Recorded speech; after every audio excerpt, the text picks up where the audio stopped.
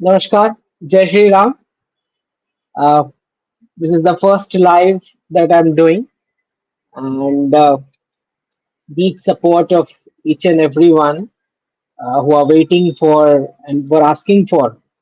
जो हमेशा से पूछते थे कि डॉक्टर शाह आप अपने व्यूज डिटेल में बताएं और क्वेश्चंस भेजा करते थे, तो उन सारे व्यूवर्स के लिए हमने ये स्टार्ट किया है और ये पहला लाइव है चैनल पे। तो सब्सक्राइब कीजिएगा चैनल, और जितने भी क्वेश्चंस हैं, अब बहुत सारे जो आप ट्विटर पे भेजा करते थे और ईमेल पे, तो जितना हो सके आप अ, यहीं पे आंसर क्वेश्चंस पूछ लें जो भी पूछना है, और चैनल को सपोर्ट कीजिए और क्लिक शेयर कीजिएगा।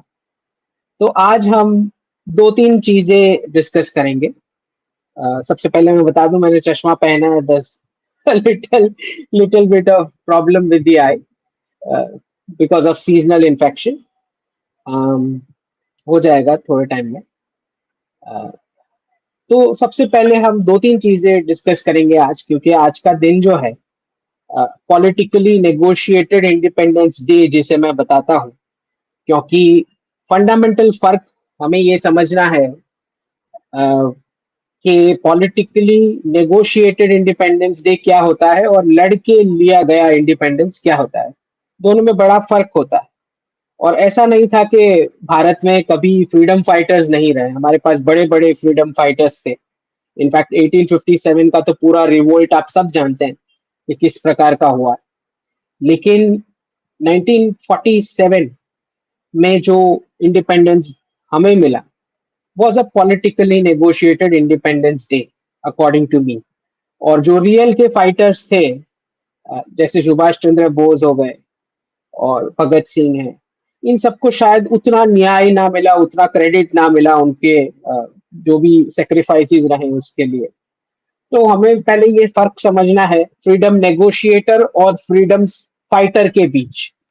और बड़ी ही चालाकी से हमारी टेक्स्ट बुक्स में लिख दिया जाता है कि महात्मा गांधी जी जो है फ्रीडम फाइटर, जबकि वो उन्होंने बहुत साफ शब्दों में बताया कि फाइटिंग नहीं करनी है।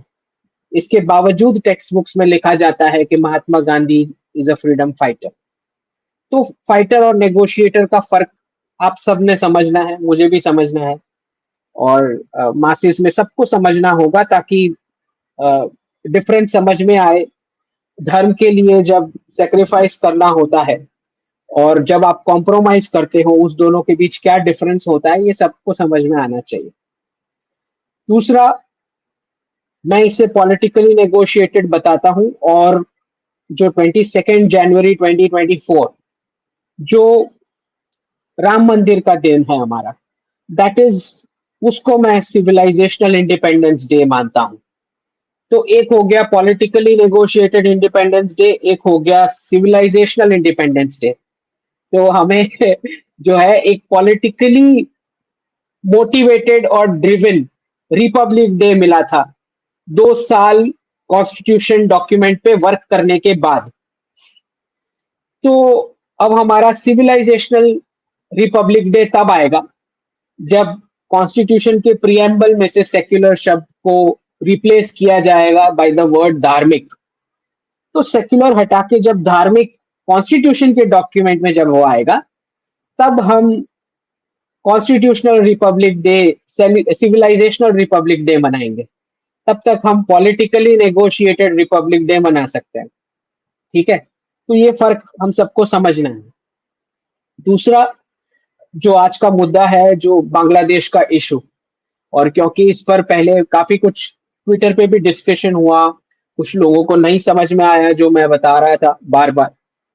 तो सबसे पहले तो रशियंस ने इस पर प्रेडिक्शन दी थी, आई थिंक 8-10 मंथ्स पहले, कि यूएस चाहता है कि कलर रेवोल्यूशन हो, अरब स्प्रिंग जैसा कुछ हो। लेकिन उससे पहले हमें थोड़ा बैकग्राउंड देखना है। बैकग्राउंड हमें इसलिए देखना है हिस्ट्री का, ये समझने के लिए कि क्या गलती हमने की। तो 1971 में हमने वॉर तो जीता, बांग्लादेश को अलग भी किया, लेकिन क्या हम पूरा सेक्युलर कॉन्स्टिट्यूशन बांग्लादेश में इंस्टॉल करवा पाए? सबसे पहला प्रश्न। दूसरा प्रश्न, अगर आप वॉर जीते थे तो फिर आपने कश्मीर इशू सॉल्व क्यों नहीं किया? क्या रशिया के रिलेशन सिर्फ एक फैमिली के साथ थे जो डिफेंस डील से किकबैक्स लेके पॉलिटिकल पार्टी को कंट्रीब्यूट करते थे? क्या ऐसा कुछ था अरेंजमेंट, या इंडिया और रशिया का कुछ रियल में अलाइनमेंट था? क्योंकि अगर कश्मीर का मैटर सॉल्व हो जाता 1971 में, तब तो फिर डिफेंस डील्स जो यूएसएसआर को मिलनी थी वो कम ही मिल पाती। ठीक, तो आपने कश्मीर सॉल्व नहीं किया जीतने के बावजूद। दूसरा, बांग्लादेश में आपने क्या किया? आपने उसको बिना सेक्युलर कॉन्स्टिट्यूशन इंस्टॉल किए लिबरेट करा दिया। लिबरेट तो करा दिया, वहां से जो हिंदूज भाग के आए थे भारत में, उनको आपने रिहेबिलिटेट किया भी, ये गवर्नमेंट आने के बाद सीए और ये सब बेनिफिट दे के। लेकिन आप ये बताएं कि अगर एक पॉपुलेशन का साइज किसी देश में से आपकी कंट्री में आता है, तो साथ में ज्योग्राफी भी उठा के लेके आए ना, तब जाके तो न्याय होगा। और जब सीए का विरोध हुआ, तब बताया गया कि लिस्ट में मुस्लिम कम्युनिटी को क्यों नहीं दिया गया रिप्रेजेंटेशन। तो आप ये बताएं कि अगर मुस्लिम्स ने भी पाकिस्तान और बांग्लादेश में से भारत में ही आना है, तो फिर पार्टीशन किस बात का था? राइट। तो जब योगी जी ने अभी रिसेंट में स्टेटमेंट दिया है कि हिस्ट्री का मिस्टेक वापस नहीं होना चाहिए, बांग्लादेश इशू पे वो बात कर रहे थे, इस पर हमने ट्वीट भी किया है कि अब अगर हम वापस एक चंक ऑफ पॉपुलेशन को भारत में लेने वाले, तो साथ में हमको बराबरी का, उसके प्रपोर्शन का ज्योग्राफी भी चाहिए। ऐसा नहीं ज्योग्राफी आप छोड़ के वहां आ रहे हो और यहाँ पे टैक्स पेयर्स पे बर्डन हो रहा है, ये नहीं होगा। ठीक, तो ये कुछ मिस्टेक्स रही हैं हमारी। और अ, अगर आपने 93,000 सोल्जर्स जो हैं, जो आपने प्रिजनर्स ऑफ वॉर 1971 के वॉर में जो आपने छोड़ दिए, जो भी पीस ट्रीटी के तहत पाकिस्तान के साथ, आप ये बताएं कि वो 93,000 को आप पाकिस्तान रेजिमेंट बना के भारत में रखते और पाकिस्तान को बैन करते अपनी अलग आर्मी रखने से, क्योंकि वही 93,000 जो छोड़े गए, वो जाके फिर उन्होंने बलूचिस्तान में हंगामा किया। ये दूसरी बड़ी मिस्टेक कि आपने पाकिस्तान को अलाउ किया अपनी अलग से आर्मी रखने को, वॉर जीतने के बावजूद। तो बड़ी सारी मिस्टेक रही है, जानबूझ के करी है या रही है, जो भी है। लेकिन अब उसकी कोई गुंजाइश नहीं है, तो हमें आगे चल के ये देखना होगा कि इतनी बड़ी गलतियां ना हो। दूसरा, हमें ये समझना है कि बांग्लादेश का इशू ये स्टार्ट कब से हुआ, कब से एक्सीलरेट हुआ। खैर, इंटरफियरेंस तो वेस्ट का हर एक कंट्री में रहता ही है, हमेशा से रहा है। इनफैक्ट हर कोई, छोटे देश भी इंटरफियर करते हैं एक दूसरे के मैटर्स में, सबके वेस्टेड इंटरेस्ट होते हैं हर एक कंट्री में। पर भाई, सबके साथ इतना बड़ा पर्स नहीं होता सबके पास डॉलर का, जो इनके पास होता है, तो वो ज्यादा कर पाते हैं। दूसरा, कंट्रीज में जब सिस्टम आपकी कॉम्प्रोमाइज हो चुकी हुई होती है, जब आपके लोग बिकने को तैयार होते हैं, तो और फिर डॉलर का पर्स तो बड़ा होता ही है, तो ये तीनों मिला के बहुत ज्यादा कुछ कर पाते हैं। तो यही इंटरफियरेंस बांग्लादेश में था तो सही, लेकिन बढ़ा कब, ये एक्सिलरेट तब हुआ, आई थिंक मैंने रशियंस से भी पहले सितंबर, आई थिंक सितंबर 2023 के टॉक में, अराउंड G20 समिट के आसपास, जयपुर डायलॉग्स पे इसको लाइव मैंने वार्न किया था कि अगर आप कनाडा के साथ फ्री ट्रेड अग्रीमेंट का डिस्कशन आगे बढ़ाएंगे, तो यूएस आके बांग्लादेश को साबोटाज करेगा। तो ये मैंने क्यों डिराइव किया था, तो इसका बैकग्राउंड भी हमें पहले थोड़ा समझना है। ये मैंने इसलिए बताया था कि जब आप डी डॉलराइज्ड फाइनेंशियल रीसेट वाले मल्टीपोलर वर्ल्ड की ओर आगे बढ़ रहे हो, तो इसमें रीजनल पावर्स अपने रीजन को इंटीग्रेट करके ट्रेड, इन्वेस्टमेंट, एजुकेशन, ये सब करेगा। तो हमें ये समझना है कि यूएस का स्फीयर ऑफ इन्फ्लुएंस क्या है। जब वेस्टर्न करेंसीज का वो परचेजिंग पावर नहीं रहेगा, तो यूएस चाहेगा कि उसका जो स्फीयर ऑफ इन्फ्लुएंस है, मतलब कनाडा, मैक्सिको और साउथ अमेरिकन कॉन्टिनेंट, तो वो नहीं चाहेगा कि वहां आके कोई इंटरफियर करे। सबसे बड़ी दुविधा फाइनेंशियल रीसेट के साथ ये है कि पहली बार ऐसा हो रहा है पिछले 100 सालों में कि अमेरिका को अपना रोल समझ नहीं आ रहा कि मल्टीपोलर वर्ल्ड में क्या रोल रहेगा। ये सबसे बड़ी दिक्कत है, क्योंकि जब तक रोल नहीं समझ आएगा, तो जितनी भी सामरिक शक्ति इकट्ठा हुई है उनके पास अभी तक, डॉलर की रिजर्व करेंसी स्टेटस की वजह से, चाहे वो डिफेंस हो, रिसर्च हो, स्पेस का टेक हो या सोशल मीडिया का बिग टेक हो, जो भी उनका पावर रहा है, जब परचेजिंग पावर करेंसी का उसको बैकअप नहीं कर पाएगा, तो फिर प्रॉब्लम यह है कि नए वाले मल्टीपोलर वर्ल्ड में उनको क्या स्टेक मिलेगा। और जब मैं स्टेक की बात कर रहा हूं, तो यहाँ पे इकोनॉमिक्स की बात हो रही है। ठीक। दूसरी दिक्कत यह है कि अम, जब आप मल्टीपोलर वर्ल्ड की बात करते हो, जहां पे बार बार कम से कम पिछले 40-50 साल से आपका स्टैंड ये रहा कि हम तो डेमोक्रेसी पुश करने हर जगह जाते हैं, हम तो इंटरफियर हर जगह इसलिए करते हैं क्योंकि हम चाहते हैं कि लोगों को ज्यादा राइट्स मिले, एटलीस्ट दिखावा इस बात का किया गया। तो जब आपका स्टैंड ये रहता है और फिर मल्टीपोलर वर्ल्ड में जाना है और इकोनॉमिक स्टेक हर जगह चाहिए, तो फंडामेंटल प्रॉब्लम अभी ये हो रहा है अमेरिकन जो भी स्टेक होल्डर्स हैं उनको, कि मल्टीपोलर वर्ल्ड में इकोनॉमिक स्टेक लेने के लिए जो नेगोशिएशन करने हैं रीजनल पावर्स के साथ, मतलब रशिया, चाइना, भारत, बड़े रीजनल पावर्स, इनके साथ जो नेगोशिएशन करना है, वो नेगोशिएशन जब तक फाइनल नहीं हो जाता, तब तक वो नहीं चाहता कि रशिया, चाइना और भारत किसी और देशों के साथ डील्स को स्पीड अप करें। ये दिक्कत है। तो जैसे ही आपने देखा कि एंग्लोस्फीयर के 3 बड़े एलाइज जो उनके हैं, सबसे पहले है यूके, दूसरा है कनाडा और तीसरा है ऑस्ट्रेलिया। तो ये तीनों जो उनके सबसे करीबी माने जाते हैं, उसके अंदर भारत ने ऑस्ट्रेलिया के साथ फ्री ट्रेड एग्रीमेंट साइन कर लिया। नेगोशिएशन शुरू हो गए यूके के साथ और कनाडा के साथ भी।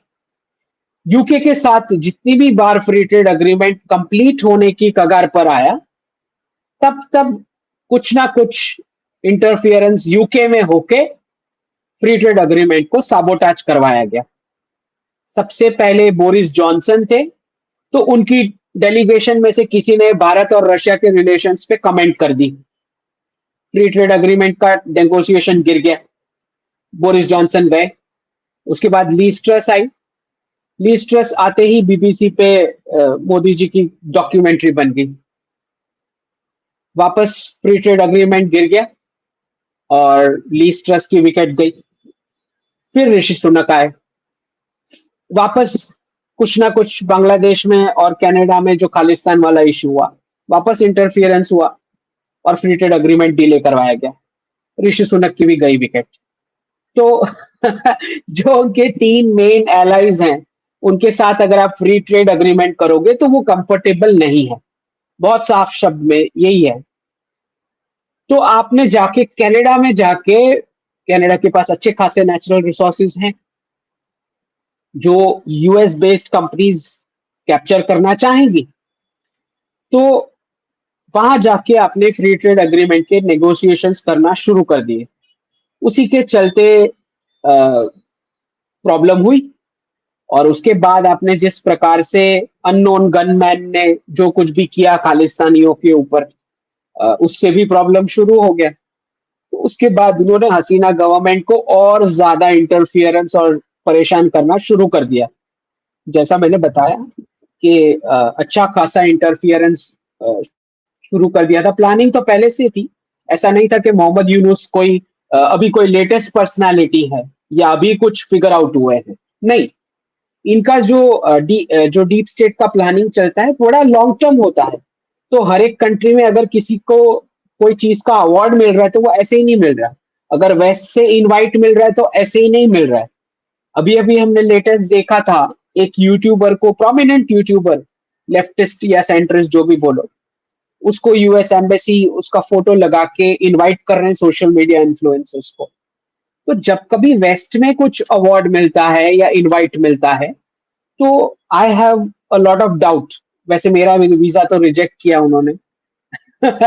मैं सत्योलॉजी लिट फेस्ट में जाने वाला था फॉर एड्रेसिंग द पीपल, लेकिन वो रिजेक्ट हुआ, कोई रीजन नहीं दिया गया। ठीक। तो सबको समझ में आ रहा है क्या रीजन है। तो दिक्कत ये है कि उन्हें सब में इंटरफियर करना है, लेकिन कोई उनका रिव्यू या असेसमेंट नहीं कर सकता। और हमारे एक्सपर्ट्स को तो फटी पड़ी रहती है अगर वेस्ट के ऊपर कुछ रिव्यू करने को बोलो। वो चाइना के ऊपर रिव्यू करना है तो शी जिनपिंग को मार डालेंगे, फिर जिंदा करके हार्ट अटैक दिलवाएंगे, फिर हार्ट अटैक कैंसल करके फ्रैक्चर भी दिलवाएंगे। लेकिन वेस्ट के ऊपर कुछ रिव्यू करने को बोलो तो वो उनसे नहीं होता। ठीक। तो दिक्कत ये है कि हमारे एक्सपर्ट्स भी पूरे इन्फ्लुएंस रहते हैं वेस्टर्न टेम्पलेट से। अब बांग्लादेश में जो इंटरफेरेंस शुरू हुआ, स्टार्टिंग में आप जानते ही हैं कि इनका जो दो तीन मेथड है, एक होता है कॉवर्ट मेथड होता है, एक ओवर्ट मेथड होता है। कोई भी रिजीम चेंज ऑपरेशंस का दो मेथड होता है, एक कोवर्ट होता है, एक ओवर्ट होता है। ओवर्ट में ये होता है कि अभी आप मिलिट्री भेज रहे हो या कोएलिशन की मिलिट्री भेज रहे हो, जैसे नाटो भेजता है, और उस कंट्री को डिस्ट्रॉय करते हो, अटैक करते हो, और फिर नया जो आपने सिलेक्ट किया होता है वो पपेट बिठाते हो। ये हो गया ओवर्ट रिजीम चेंज, जहां पे इराक में आपने किया, लिबिया में किया। ठीक है। अब दूसरा होता है कोवर्ट। कोवर्ट में ये होता है कि कुछ एलिमेंट्स ऑलरेडी मौजूद है विक्टिम कंट्री में, और आप अपने डॉलर का पर्स खोल के या अवार्ड्स ये सब बांट के, फंडिंग बांट के, वेपनरी बांट के, सप्लाईज करके, अ, ये जो है आप शुरू कर देते हैं कि पिन प्रिक कर करके एक रेवोल्यूशन खड़ा करते हैं। और आप जानते हैं कोई भी रेवोल्यूशन में यंगस्टर्स तुरंत मिल जाते हैं एज अ यूजफुल इडियट्स। क्योंकि दिक्कत यह है, जो क्लासरूम मॉडल की दिक्कत है, कि जो फायर पावर यंगस्टर्स का पैशन जो होता है, जो एंटरप्रेन्योरशिप ट्राई करने की ओर मोड़ना होता है, वो ये क्लासरूम मॉडल नहीं कर पाता। तो जितना भी एनर्जी होता है, जितने भी वेस्टेड इंटरेस्ट है, उनका दुरुपयोग कर लेते हैं इन यंगस्टर्स का। ठीक। और हो जाता है। लेफ्टिस्ट तरीका भी यही है। तो यहाँ पे कम्युनिज्म कैपिटलिज्म दोनों में एक एक पटल पे आ जाते हैं किसी को साबोटाज करने के लिए। तो यंगस्टर्स का इस्तेमाल होता है। दूसरा, बांग्लादेश के अंदर ये कई टाइम से ये स्टेटमेंट्स तो आ ही रहे थे। साथ में वो जस्टिन ट्रूडो वाला जो हमारा खालिस्तान वाला इशू भी पैरेलल चल रहा था। तो आप सब जानते हैं कि खालिस्तान वाले इशू पे भारत ने जिस प्रकार का स्टैंड लिया, यूएस की फाइव आइव्स के प्रेशर के बावजूद। ठीक। तो अच्छी खासी वेस्टर्न कंट्रीज को जो है झटका लगा है, और उसी के चलते उन्होंने बांग्लादेश को बहुत स्क्रू किया। अब शेख हसीना जो है, कभी कभी अगर आप उनके फॉरेन मिनिस्टर जो थे, उनका जो स्टेटमेंट्स पढ़ोगे तो वो जयशंकर जी से भी कहीं ज्यादा स्ट्रॉन्ग लैंग्वेज में यूएस और वेस्टर्न पावर्स को कंडेम कर चुके हैं। और दूसरा हमें ये समझना है, ये जो पूरा वाकया हुआ, इसमें सिर्फ मैं ही एक हूं जो बोल रहा है कि ये रजीम चेंज ऑपरेशन नहीं था। ठीक है। ना कोवर्ट था ना ओवर्ट था। तो हमें ये एक्सप्लेन करना है कि भाई ये ओवर्ट भी क्यों नहीं था, क्योंकि ओवर्ट के एग्जांपल्स तो है, जैसे कलर रेवोल्यूशन यूक्रेन में हुआ, अरब स्प्रिंग जो गल्फ में हुआ, ये कोवर्ट ऑपरेशंस थे रेजिम चेंज के। लेकिन ये वाला इंसिडेंट जो है, ये क्यों रेजिम चेंज नहीं है? ये इसीलिए रेजिम चेंज नहीं है क्योंकि रेजिम चेंज होने के लिए पर्सन खुद रिजाइन नहीं करता, लीडर खुद रिजाइन करके नहीं जाता। दूसरा, 100 से ज्यादा मिस्टेक्स मैं गिनवा दूं उस गवर्नमेंट की, जहां पे भारत ने बार बार उनको समझाया कि आप कुछ और बेनिफिट देके नेगोशिएट करके इसको क्लोज करा दें। लेकिन शी वॉज एडमेंट। अच्छा, फोर्सेस भी कब तक लोगों को मारेंगी? 300 से ज्यादा मार दिए गए फोर्सेस के द्वारा। फिर फोर्सेस ने भी समझाया कि भाई दिस इज नॉट वर्किंग। तो वो जो डिसीजन लिया गया मेरे हिसाब से बड़ा वाइज डिसीजन था कि अभी जो है वहां से एग्जिट कर लें and let's see how the situation evolves, क्योंकि तब जाके पता भी लगेगा कि भाई जो वेस्टेड इंटरेस्ट है उनका मोटिव क्या है। तो हसीना जी ने जितनी भी बात, अभी तो डायरेक्ट बात एक बार भी लाइव वीडियो पे तो नहीं आई, अभी भी सारे रिपोर्ट्स ही हैं। तो जितने भी रिपोर्ट्स भी हैं उसमें से भी जो बात निकल के आ रही है, जो मैं अग्री करता हूं जिसको, वो एक बात है आइलैंड वाली, कि यूएस को एक आइलैंड का बेस चाहिए था। इससे मैं 100% एग्री करता हूं इस बात से। It is a correct headline. ठीक।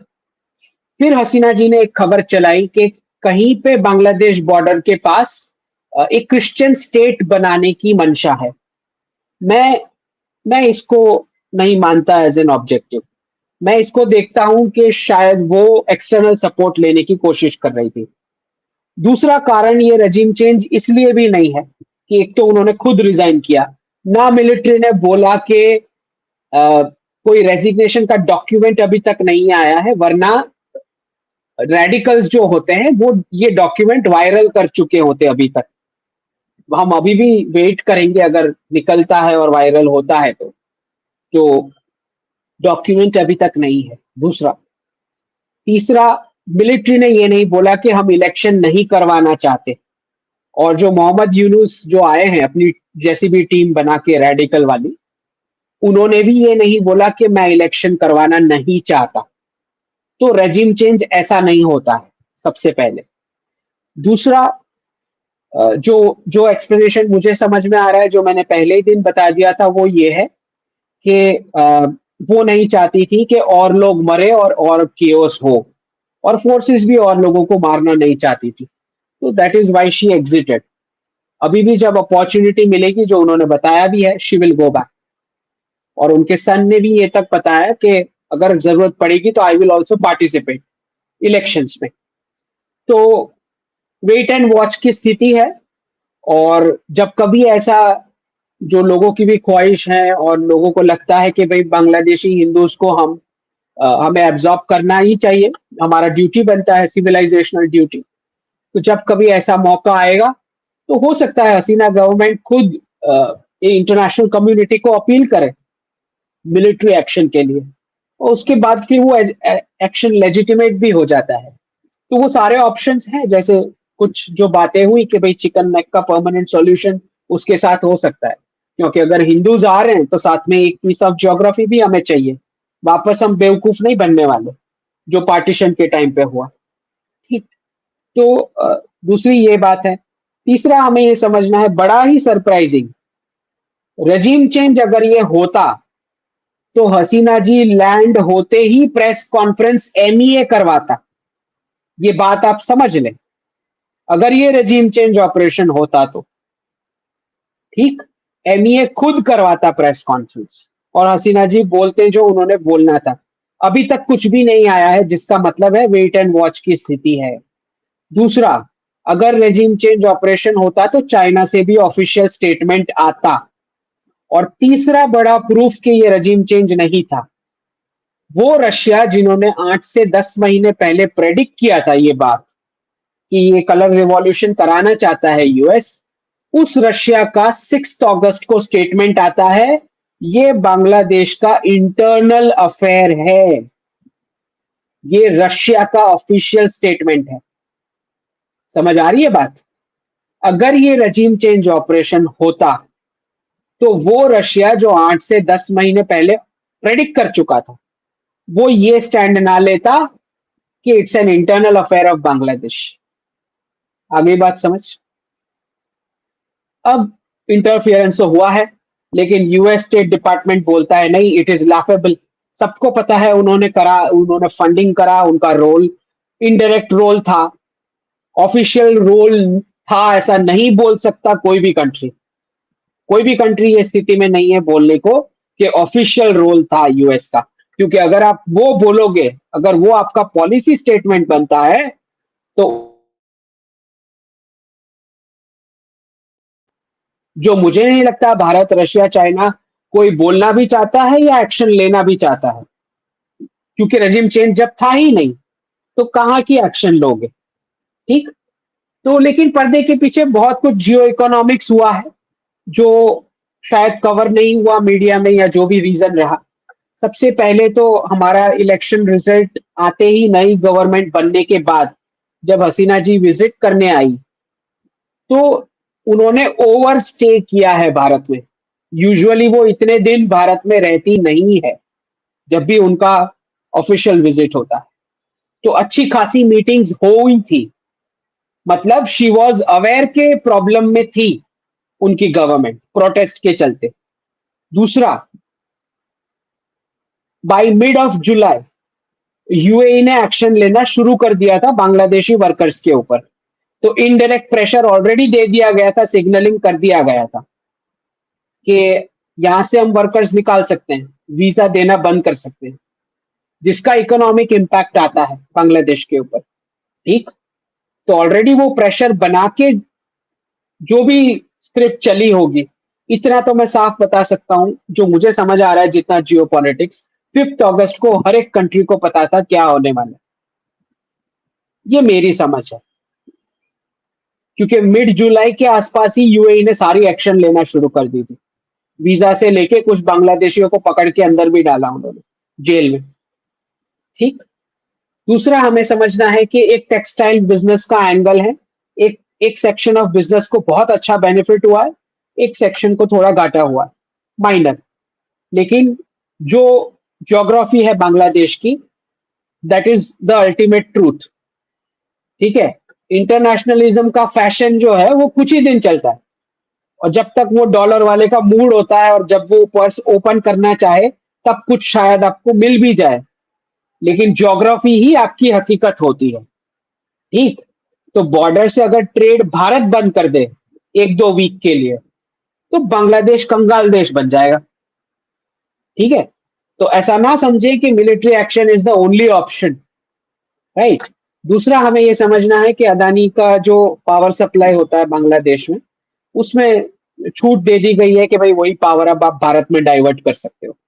तो एक इनडायरेक्ट प्रेशर बनाना तो शुरू कर दिया है। ठीक है। तो एक जो मैं बताता हूँ कि भाई बहुत जल्द आप देखोगे वेस्टर्न मीडिया जो है वो मोहम्मद यूनुस के नाम से नोबल लॉरेट वाला टाइटल हेडलाइन में से हटाना शुरू कर देंगे थोड़े टाइम में। जिस प्रकार की हरकतें अब आगे होने वाली है बांग्लादेश में, जिस प्रकार का केओस, तो ये मैथ तो इतना तो क्लियर समझ आ रहा है मुझे। दूसरा, यूएस का जो एम्बेसडर था जो इस सब में इन्वॉल्व था इंटरफियरेंस में, उसका 25 जुलाई को उसका एग्जिट आ गया। और एग्जिट होते होते जो स्टेटमेंट उन्होंने दिया पर्सनली, लिखते हैं, this is not the kind of end of my tenure in Bangladesh I expected. मतलब इस तरह से मुझे जाना पड़ेगा ये मैंने नहीं सोचा था। इसका मतलब है कि कहीं ना कहीं दिल्ली का प्रेशर, 5 अगस्त को हसीना जी आई है, लेकिन 25 जुलाई तक ही प्रेशर इतना ज्यादा था कि उन्होंने जाना पड़ा वहां से, यूएस एम्बेसडर। तो ऐसा नहीं है, रीजनल पावर होता है, और ऐसा नहीं है कि हर बार आप मिलिट्री एक्शन का यूज करोगे, जब जरूरत पड़ेगी तब वो भी हो जाना है। लेकिन अच्छे खासे टूल्स होते हैं इन सब चीजों को बैलेंस आउट करने के लिए। और जिस प्रकार से भारत, रशिया और चाइना तीनों ने इसको रजीम चेंज नहीं बोला है, वो देखते हुए आप बोल सकते हो आराम से कि अच्छा खासा कोऑपरेशन तीनों के बीच बांग्लादेश के मामले में तो चल ही रहा है इंटरनली। ठीक। ये हो गया बांग्लादेश का इशू। तो आज पहला लाइव टॉक था, तो मैं ज्यादा इसको एक्सपांड करना नहीं चाहता। कुछ लोगों ने क्वेश्चंस पूछे हैं, वो फिर कभी हम ले लेंगे, क्योंकि अब तो हमारी अपनी चैनल है, तो जितना बोलना चाहे हम बोल सकते हैं, क्वेश्चन आंसर कर सकते हैं। एक छोटा सा टॉपिक मुझे एआई पे कवर करना था, वो ये है कि भाई बहुत बातें होती है, मुझे ये काउंटर मिलते हैं कि भाई वेस्ट के पास तो अच्छा खासा एआई है, टेक्नोलॉजी है, तो अंकित जी आप ऐसे कैसे बता सकते हो कि भाई टेक का प्रॉब्लम होने वाला है टेक वालों को? तो सबसे पहले ये समझना है कि टेक्नोलॉजी का रोल तो आगे जाते हुए बढ़ने ही वाला है, वो मैंने कभी मना नहीं किया, रोल बढ़ने वाला है। लेकिन टेक कंपनीज की जो वैल्यूएशन है यूएस के स्टॉक मार्केट में, वो पूरा reserve currency bubble, valuation wrong है वो मैं बता रहा हूं, ले ऑफ्स होने वाले हैं वो मैं बता रहा हूं। ठीक है, मैं ये नहीं कह रहा कि टेक का रोल कम होने वाला है, टेक का रोल तो आगे बढ़ने ही वाला है, लेकिन नंबर ऑफ वेकेंसीज, पेमेंट और स्टॉक का वैल्यूएशन जो गलत है वो मैं बता रहा हूं। दूसरा, टेक्नोलॉजी कभी अपना प्रोडक्ट खुद नहीं खा सकती। एक बात आप गांठ बांध ले, किसी के पास कैसी भी टेक्नोलॉजी है, आज एक प्रोडक्ट बना रहा है मशीन से, वो 50 प्रोडक्ट बना लेगा, जब तक वो प्रोडक्ट कंज्यूम नहीं हो जाता तब तक एक भी रुपए का प्रॉफिट नहीं होना है। तो प्रोडक्ट कंजम्पशन के लिए इंसान चाहिए, तो जाके प्रॉफिट होगा। तो आज विश्व में एक ही मार्केट ऐसा है जहां पे बर्थ रेट्स मेंटेन्ड है और यंग पॉपुलेशन उस प्रपोर्शन में है जो पैसा कमा के खर्च कर सके। बात आई समझ? तो कोई चाहे कैसी भी टेक्नोलॉजी बना ले, अगर प्रॉफिट चाहिए तो भारत के मार्केट का एक्सेस के बिना कुछ भी नहीं होना है, चाहे कैसा भी तुम टेक्नोलॉजी बना लो। रशिया और चाइना के मार्केट का तो एक्सेस मिलना ही नहीं है, आप भूल ही जाओ, सिर्फ भारत बचता है। जापान का बर्थ रेट जा चुका है, कोरिया का जा चुका है, रशिया का जा चुका है, चाइना का जा चुका है, यूरोपियन यूनियन का बर्थ रेट जा चुका है, अमेरिका का भी बर्थ रेट जा चुका है।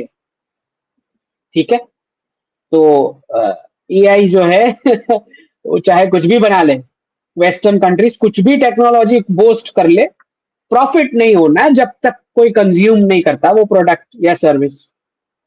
ठीक है, तो आज के लिए इतना ही, फिर कभी मिलेंगे। नॉट नेसेसरी कि ये डेली होगा, लेकिन अब हमारी चैनल है तो हम कभी भी लाइव हो सकते हैं, और आप जितने भी क्वेश्चंस पूछेंगे हम ज्यादा से ज्यादा आंसर करने की कोशिश करेंगे। जय श्री राम, जय हिंद।